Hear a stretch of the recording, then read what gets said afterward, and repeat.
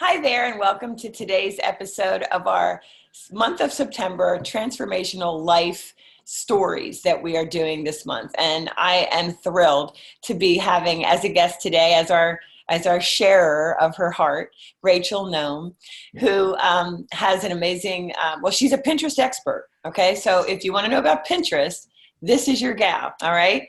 So as I always like to do, I want to make sure that you know before we even get started how to contact Rachel, because if her story resonates with you, first of all, and you want to get in contact, or you say, hey, I didn't know you were going to have a Pinterest expert on. I want to talk to her about that. You can check her out at She's Making an Impact podcast and or she's making an impact.com. All right. So Rachel, thank you for sharing your heart with me and whoever's going to be watching this video. And, as you know, I'm leaving it up to you. I don't care what you share, but, something inspirational or transformational that happened in your life. And so take it away. And thank you so much. Yeah. So I actually have 3 different instances that came to mind when you were asking me this question. I'm like, okay, how could I narrow it down?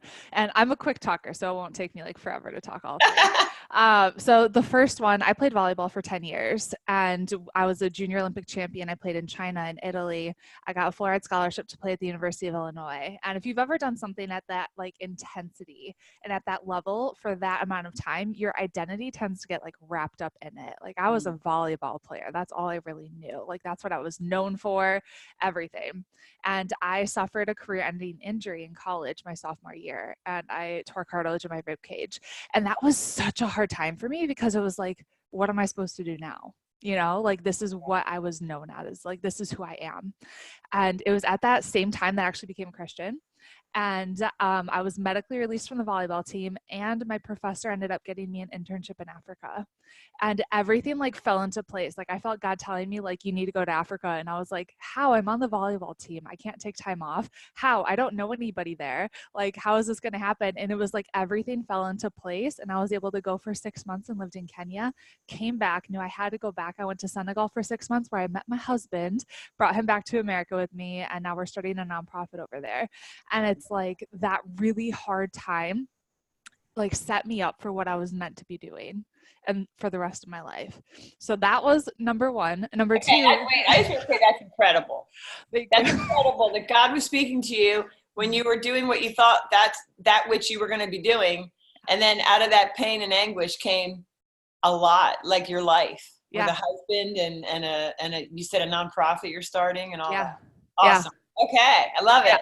So that's the first one. Second one is I got my master's in social work. So I came back from Africa, got my master's from the #1 program in the country. And after I graduated, we moved to Florida and I couldn't find a job anywhere, even with my master's from the top program in the country. And so we ended up struggling financially on food stamps. And it was at that moment where pregnant too, with a new mortgage, like, what the heck am I going to do? Like this career that I had planned isn't working. And so I was in network marketing at the time and decided I saw other people having success. If they could do it, why can't I? Mm-hmm. So I jumped in and ended up creating a 6-figure business within 2 years, which was amazing. And I'm so grateful for that, because if I had gotten a traditional just like job, I would have been away from my baby, right? I would have been making like maybe $40,000 a year in Florida as a social worker. And so I was able to create my own hours, do my own thing, travel. And that was completely transformative and really introduced me to entrepreneurship.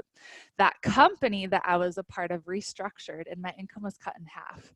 And so that was kind of a scary moment of, this is what I'd been doing. Like all of our eggs were in this basket, and I was kind of forced to make a decision. Like, what are you going to do? You're an entrepreneur. You're not going to go get a job. And so I had to figure it out again. So that's where I hired a coach, a business coach. I spent $2,000 a month to work with her when I was making $4,000 a month. So that was like huge, scary investment.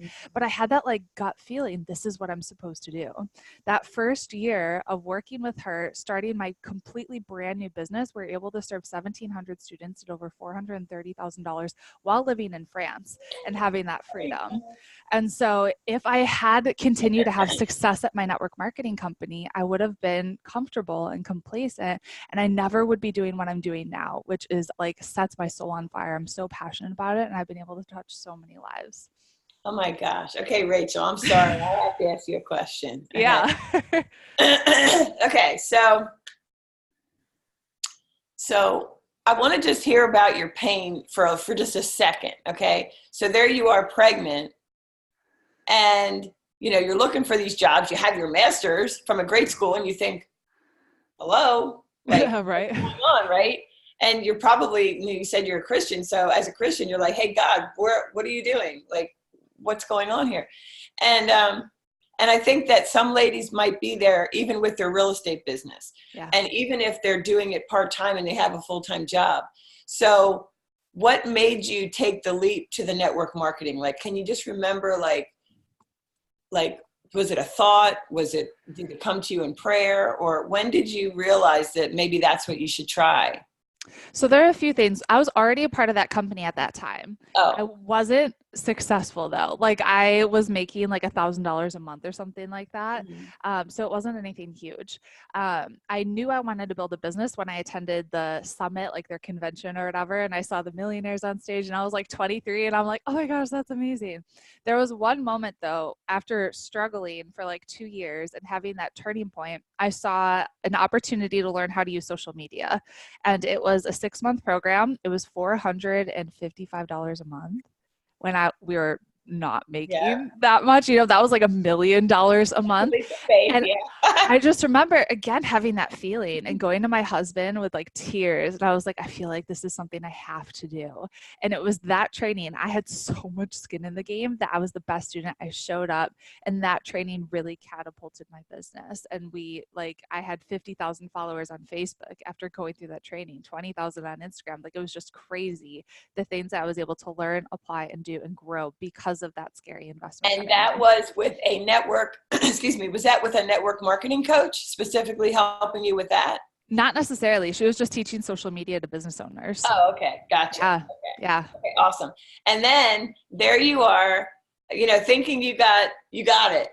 And then they cut your commission or whatever, you pay in half. Yeah. And then and I give her a plug. Is it Stacy Tushel you're talking about? Oh yeah, Stacy. She's the Okay. best. Yeah, she is. And so you hired Stacy Tushel with 50% of your income. Hmm. It's a big deal. And Yeah. probably 50% of your gross income, right? Yeah. Yeah. So in actuality, you were paying her more than you had left over to pay for the beans and meals, right? That you were Yeah. gonna, you know. And so if you could just share with us how scary that was. And you actually just said before with the other coach that you showed up and you did the work. Oh yeah. And also I think that you said something earlier that you said failure wasn't an option. So kind of speak to Never. us with all that you put into becoming a Pinterest expert, which you are. Yeah, I mean, it was scary because it was like a totally brand new thing, but I just had so much faith in Stacy and trust in what she was teaching me. So that first month, like I just went through what she taught me, and I made it $3,000 that month with my new business. And that was more than I was paying her. And so I Yeah, was like, sweet, this is working. By month 7, we were making multiple 6 figures. that's amazing. That's Yeah. amazing. And it's just like I'm such a huge believer in the power of having a mentor. Yeah, Like that like I had been trying to kind of do my own thing and break away for so long, but I just didn't know what to do. And so by having someone there telling me, all right, this is step 1, this is step 2, and just encouraging me, because entrepreneurship isn't easy. And yeah, so if I was like having a freak out moment, she'd be able to kind of talk me through that. right. It was really just a huge game changer. That's right. And the last question for you. Was there a time when you guys were in credit card debt, and so your husband really had to come alongside you? Because there's many women that are in our Girls Guide to Outrageous Real Estate Success group whose husbands don't support their businesses.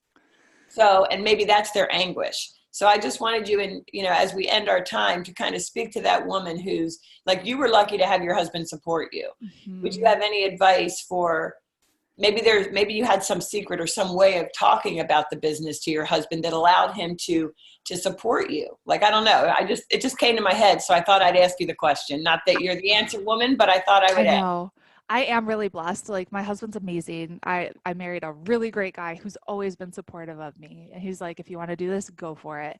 I think a lot of the times we don't or what I see women struggle with if they can't get their husbands on board is they're not sharing their vision of what they want to do. They just share the investment. And when they hear that, they're like, whoa, like that's crazy. But if you Uh-huh. share the vision of I'm doing this so we can be here and like this is how I'm going to make it happen. So I just launched a group coaching program where I have women that I'm coaching in my program Activate. And it's a big investment for them. And so I was able to share with them, look, I sold stuff in my house to be able to invest in my first program. I sold their dining room table. I sold all of our bedroom furniture except for our bed. Like you can figure out a way to make it happen if you're committed. Like you can be resourceful. If you want to be a successful entrepreneur, you have to be resourceful. And so maybe you come up with a game plan of the side hustles that you're going to do so you can invest in something and share that with your husband. I don't know. But I think the biggest thing is sharing the why behind it and the vision behind what you're doing. Oh my gosh, Rachel, I love that I asked that question. I'm so glad that I did, because you got to something that was something that most people wouldn't do. And that is selling your dining room table and like your side tables in your bedroom. Okay. Everything. No, literally, like our TV, our Xbox, like everything had to go. Like, In order to pay for your coaching. I love it.